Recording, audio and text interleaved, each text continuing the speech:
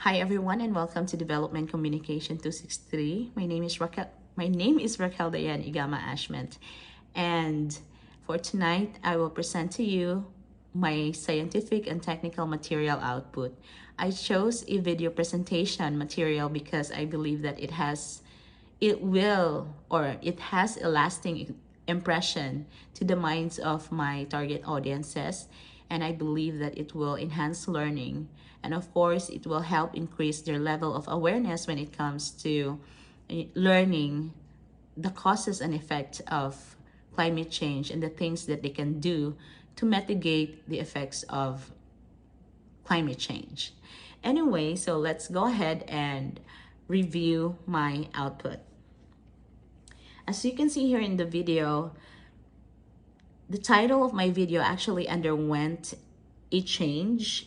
Initially, it was named Kalamenton Globat. So, supposedly referring to global warming, I opted for a more fitting term in Chamorro language, which the word is calientimento. There you go.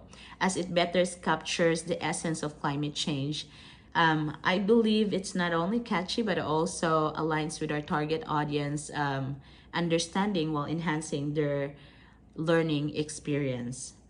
So moving forward, my introduction and visualization strategy was influenced by experts' reviews because we did a pilot testing, right? So they suggested that I address the initial confusion by incorporating an introduction. So that's what I missed with my last presentation. I think that was task 6. But instead of delving directly into climate change and global warming, I followed their advice to set expectations for our target audiences. So this helps viewers anticipate what they will learn and learn throughout the video presentation rather. So just a quick side note, I have a subscription to Canva Pro, allowing me to use various video clips and materials to add depth and meaning to my presentation. And of course, I uses a lot of video clips about climate change causes and effects, but because it was requested by one of the non-experts during my pilot testing, so she wishes that there's more presentation and more video clips for them to understand it better. I also, as you notice, I also put a newspaper clippings on climate change and the short video clips illustrating, you know, the effects covering rising temperatures, melting snow, storms, coral reefs, deterioration, acidification, precipitation patterns, health concerns, water availability, and social disparities. And of course, the impact of climate change in historical sites. So I incorporated all of that for better understanding. So I believe this comprehensive approach aims to provide cohesive information. So right here, in particular, I showcase the effects of Typhoon Mawar, one of the strongest typhoons to hit Guam this year. I think that was on the month of May. The devastation it caused, damaging properties and disrupting water availability for weeks, and had significant impact on the community. So the experts also suggested that I need to incorporate a scientific resource person to fully, not really fully, but at least convey the information about climate change the way that it's more credible to my target audiences. And that's why I landed up, or I was able, sorry, I was able to interview Mr. Austin Shelton. He is actually an environmental scientist and also a Sea Grant program director from the University of Guam, United States. So I was hesitant because I believe that he has a lot of, schedules, but he was able to move that because and gave me like at least 10 minutes for my to render my interview with him. So Mr. Shelton is actually using a lot of analogy in order to explain the context of global warming. So he uses the layers of blanket when we go to bed, and when there's a lot of layers of blanket, then that's when our body becomes warmer. So it can actually be linked to you know global warming. So that's how we can easily understand the causes of global warming and why is it happening. And then also, so Mr. Austin Shelton actually believes that all that we do as humans contribute to climate change and global warming. Um, Climate change also affect a lot of factors, like for example, if we're experiencing climate change and global warming, if it's too hot, then most likely we will experience droughts, right? So when there's no drought, when there's drought rather, then our water availability or water sources is limited. So being our body needs constant water. So if we don't have water, so it will pose a health risk to humans. Again, he actually mentioned that Guam, as a territory of the United States, has the higher number of species. So the preservation of these species is crucial, as some are on the brink of extinction while others have already vanished.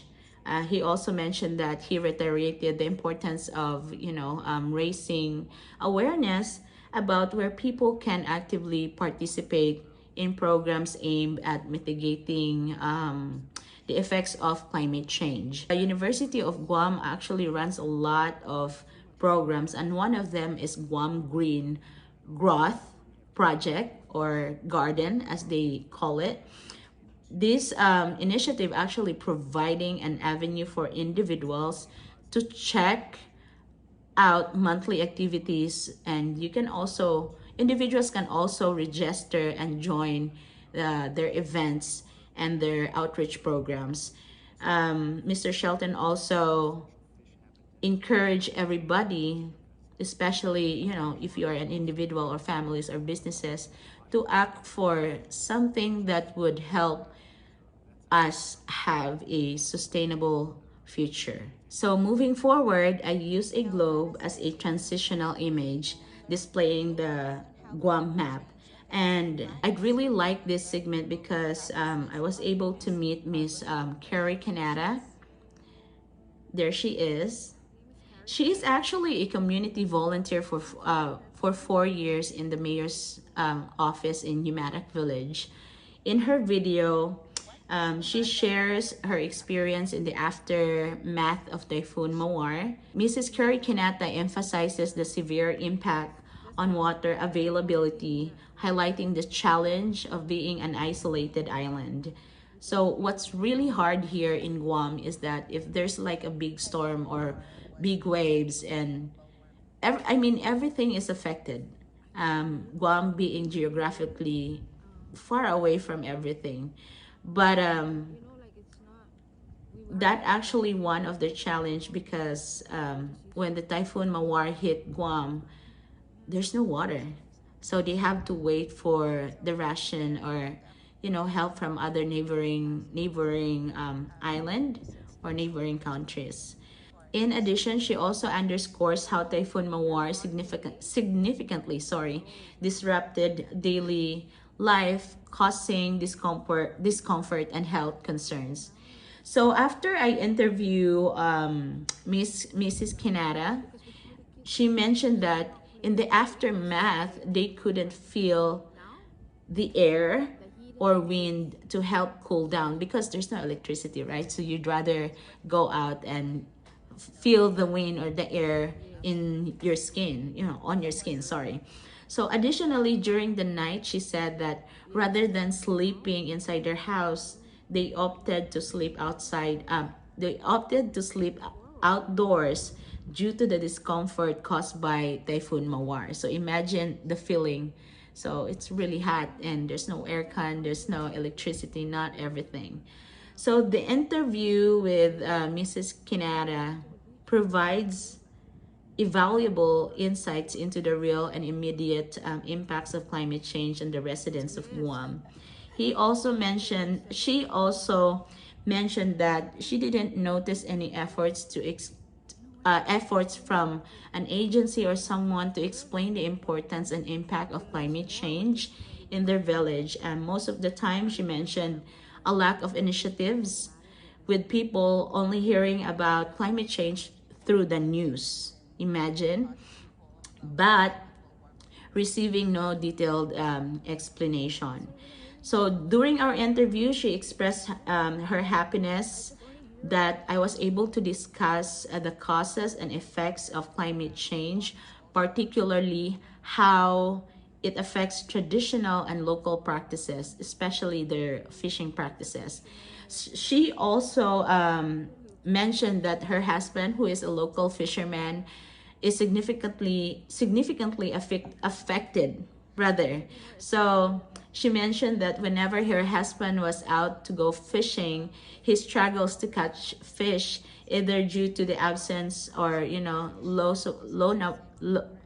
low number of fish supply, or the water just being too hot. Moving forward, I also interviewed another participant. Her name is Aziani Baker.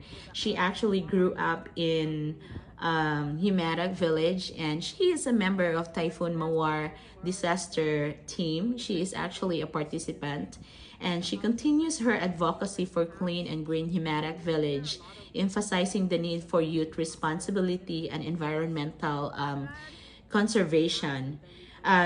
Having witnessed the devastation caused by Typhoon Mawar, Aziani, she stresses the importance of being responsible for our surroundings. She also explained it to me that eventually all the trash that all our garbage and all the garbage and the trash rather that we threw away, or we threw everywhere, will eventually get to end up in the ocean and eventually um, pollute the water.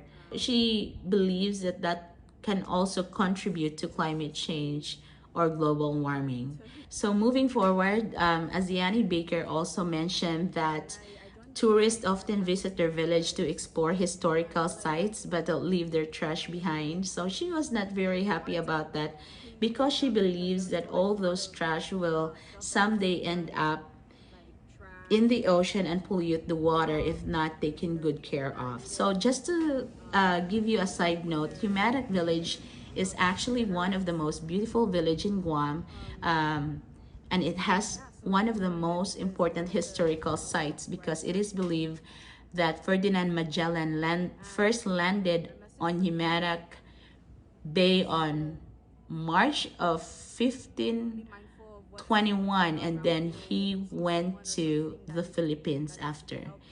So anyway, let's go ahead and move forward. So in this segment, I'd like to introduce to you Mr. Glenn Topasna. He is actually a retired local police officer who transitioned into a fisherman. So according to him, he is doing, fishing or learning fishing practices since he was 5 years old. According to him, it's important to note that he has been practicing fishing for a very long time, and then he's still using all those practices and skills and been passing it to his sons and to his relatives and family. So I included Mr. Tupasna in my video presentation because based on expert suggestions, I am so that the video can aim to enhance the cohesiveness and credibility on the message about climate change. So having a resource person like Mr. Topasna, an actual fisherman, provides valuable insights into the impact of global warming on fishing practices and deeply ingrained traditions within the Umanak village community. So during this time, he was just barely out from the ocean, casting his nets because this was the time that he was fishing, and then I caught him. It was just the right timing, and I was able to interview him on that right time, on the right time, on the right spot. So he said that the amount of fish that they get from the past and now has a big difference. Like he mentioned here in the video that he could go to the ocean, cast his nets for half an hour, and he can come home with, has a lot of fish. But right now he had to stay like 6 hours or more than, more than that just to get fish. And according to Mr. Topasna, fishing has been an integral part of the residents' daily lives and significantly contributing to their survival. He explained that their ability to fish has been greatly affected by constant storms and changing weather patterns. This his message actually resonates to the message of Mr. Austin Shelton, and he miss and Mr. Tupasna emphasized the challenges rather of local fishermen face, particularly in competing with imported fishes in the market when their catch is low. According to him, on days when they don't sell their catch, they often distribute it to families and neighbors for sustenance, reflecting their sense of community. Mr. Tupasna also expressed his strong belief in climate change and its reality, and he is very convinced that it affects everyone on the planet.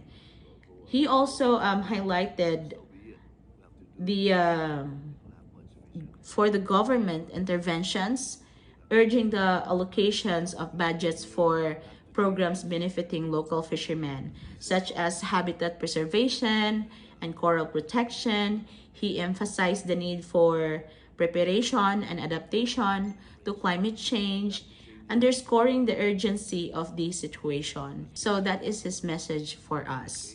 As you can see, I also added subtitles to two video segments in my presentation, one for Mr. Austin Shelton and another for Mr. Topazna. Subtitles were created due to the strong and uncontrollable, rather, wind in Guam, considering its geographical location. So this addition suggested by the experts aims to enhance learning and ensure the proper conveyance of the interview messages. Additionally, I included a video clip from Mayor Johnny Canada, who has been serving as a mayor for 12 years, and this is actually his third term. The mayor actually has been very supportive and encouraging about this project. The mayor in this video rather, highlighted the damage caused by illegal garbage dumping in Humanak Village. So this is actually the original part of my key messages on this project.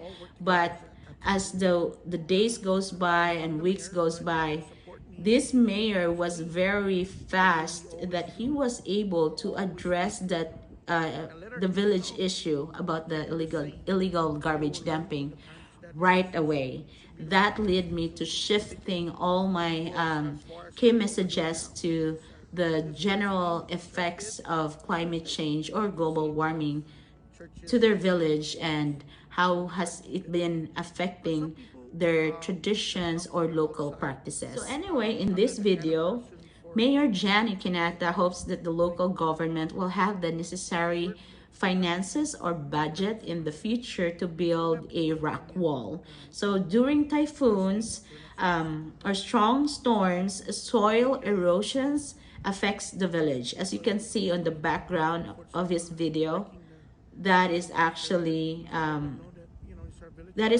one of the best example.